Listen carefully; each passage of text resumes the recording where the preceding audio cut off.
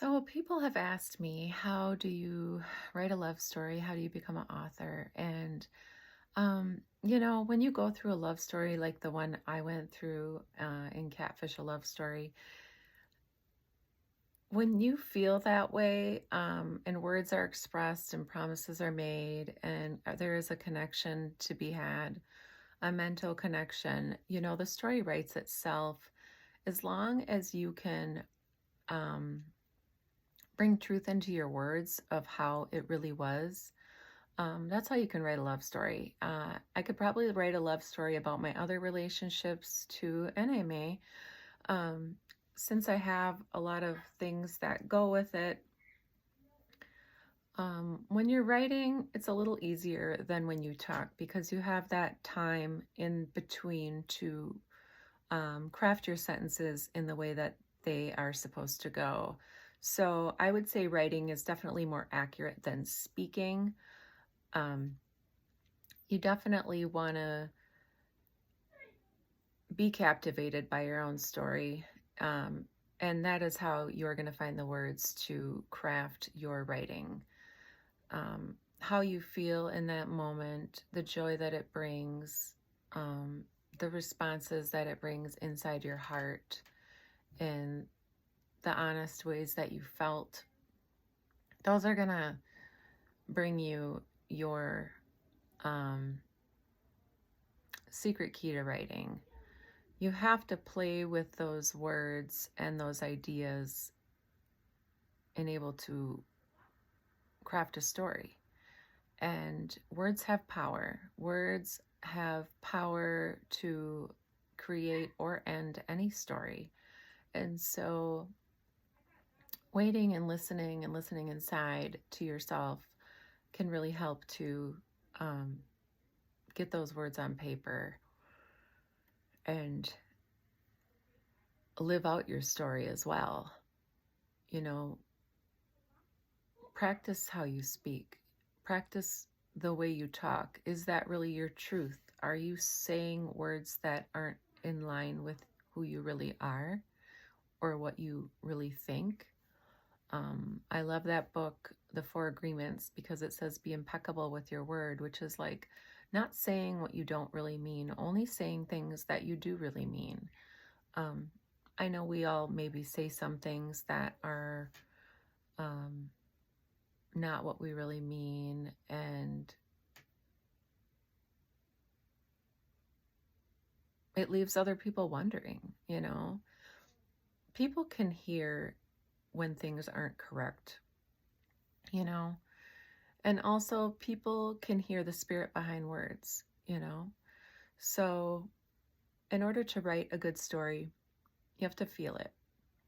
You have to feel it in your heart and take time to write it out. And the reasons I would buy my book are if you are dating online, I would definitely buy it. If you like to laugh, if you are um, an empathetic soul who can feel words, if you like to travel through emotion, if you like to travel through ideas and go to destinations in your mind.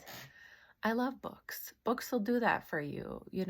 We're creators. We're all creators. Our words create our stories. I was a counselor and became a author. I would suggest if you have something that's important to you that you think should be a story, you should call a publishing house and write it and get it published and get a cover for it. And then if you need help, like marketing it, help get people who know how to do that for you so you can get your book out there a little faster. You could self-publish if you're savvy to computers and marketing and you know exactly what you want. But for people like me who are creative and just like to imagine things and have a story, but don't know exactly how to get it from um, my computer to the public, uh, then you're going to need some help publishing it. So, there's a million publishing houses. Um, And I would definitely, if you have a question in your mind, Google it and see what comes up. That's how you can do anything right now. We are at the power of computers, which is, it's like we have a little computer right in our pocket all the time, our phone. We can look up any question we have. And anything that you think of, you can create if you take action and do it. If you take the steps to do it, write it down on tables and make it plain. It's what God says to do. So you can run with it. Any idea you have, if you really believe in your idea, it'll gnaw at you until you actually follow through with it and do it. So I suggest not waiting that long. Act on those little moments of inspiration, on those fires that light inside your soul that you have an idea to do something. It happens all the time with your grocery list. You write stuff down that you want, you think of an idea, and then you go do it. Or you have an idea you want to go eat at a restaurant. Or I one time had an idea that I wanted to go to Miami. I thought about going to other places, and I ended up at South Beach because that was the destination that I had in my mind that I wanted to do, that where I wanted to go. I wanted it to be hot. I wanted it to be fun. I wanted it to be beautiful. I wanted an experience. And once you get that little idea in your heart, nothing else will suffice. I'm like, okay, I need somewhere that's really close to the airport. Well, I've flown into the Miami airport before. Might as well stay in Miami, going to a different country or whatever. But if you think of something in your mind, you can think of a way to do it. I once hitchhiked to California when I was 16. This is kind of a funny story. I lived in California when I was younger. We moved there at the snowstorm in 91. And I lived there for 2 years when I was very young. And I met a ton of friends. I'm still friends with them on Facebook. But after my dad died, I hitchhiked back there. What did it take? A thought of how we were going to do it. A half a joint. We smoked that joint. We went down to a truck stop, me and my girlfriend, Brooke. And we said, hey, are you going south? We're trying to get to California. One trucker drove us to Iowa and then waited with us while we were going to go with another trucker down to Texas. Well, he just up and left us after we waited. Tony and Bob were the truckers. And then I don't recommend this, but if you have an idea like me, you're going to bring it to fruition. If you have a plan in your mind, and I don't know how we made it there, it was so fun. We learned all about trucking.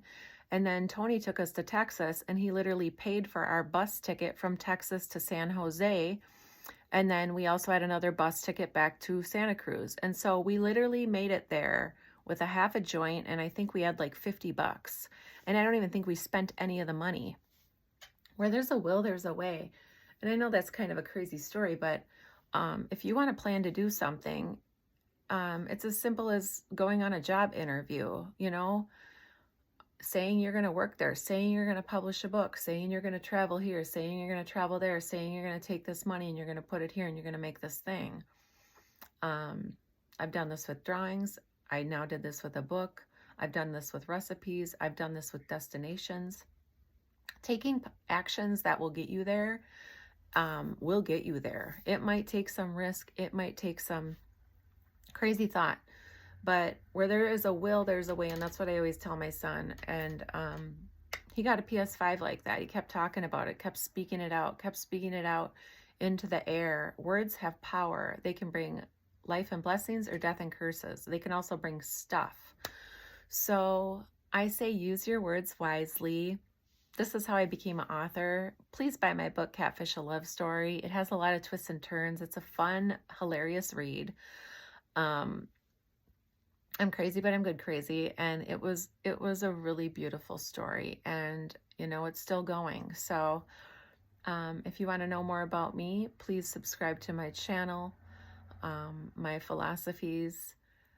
I like a lot of things that have to do with words and creating.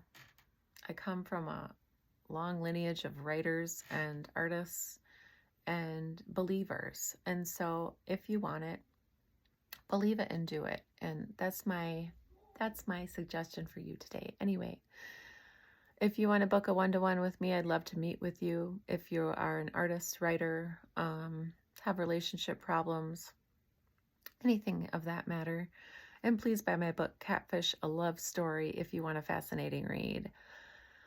Anyway, my thoughts are with you. Blessings to you. You are a creator of your life. You are the author of your life. God bless you.